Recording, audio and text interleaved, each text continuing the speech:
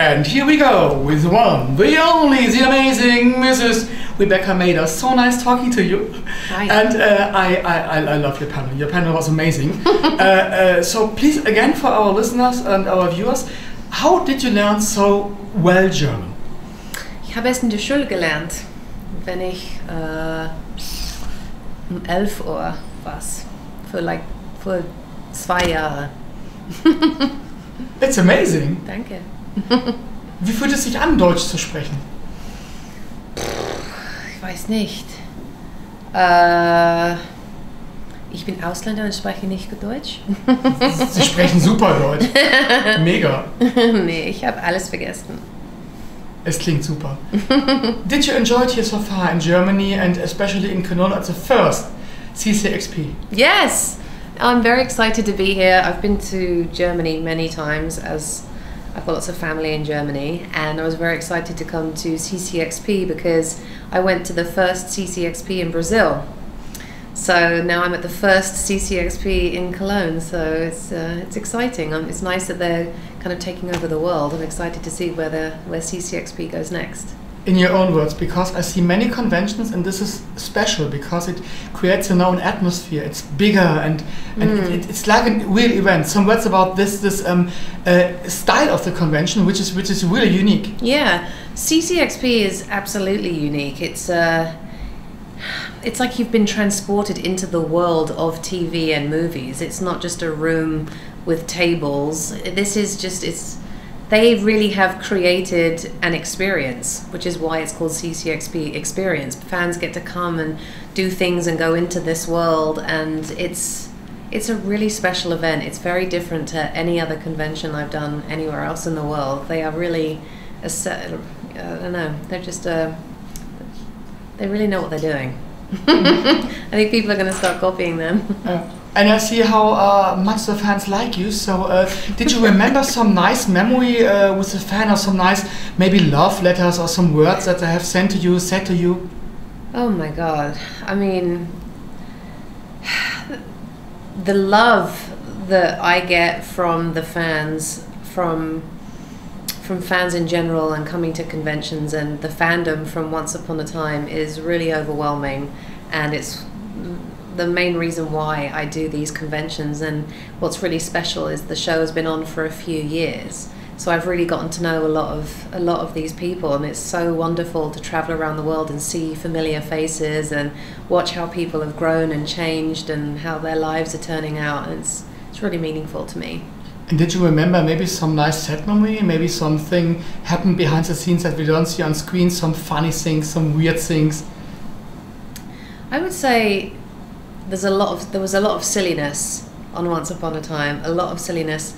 And you know, I was talking about in my panel earlier about how for me it sort of felt like being at university, because I didn't get to go to university, so you know, we all had our trailers and we'd all knock on each other's door and hang out and have a drink and have a cup of tea and eat some food, and there was just a real sense of community that went on behind the scenes.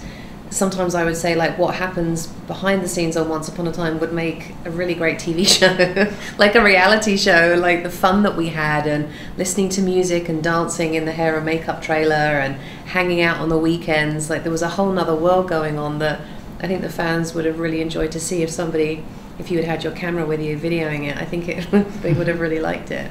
Okay. Nina, would you like to take over? Yes, sure. So my questions are a little bit more about Once Upon a Time.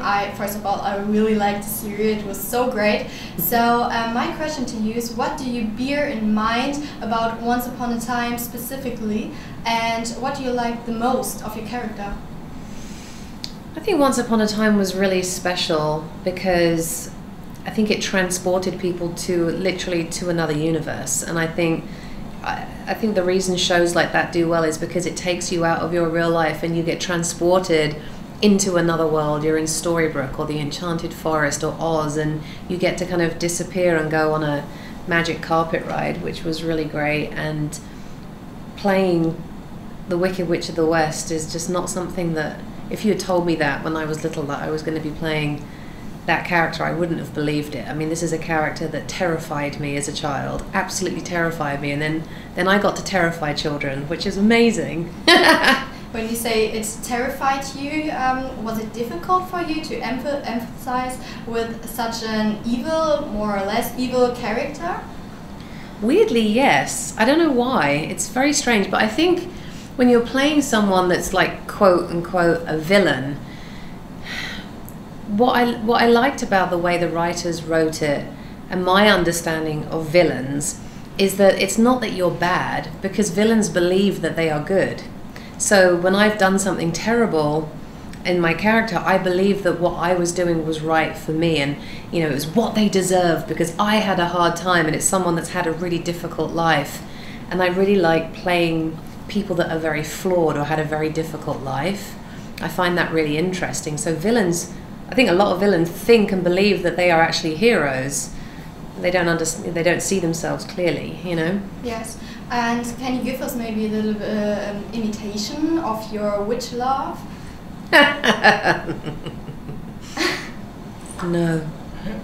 That was so great. And if you think back of your time before acting, do you had an inspiration which persuaded you to act and to start this career?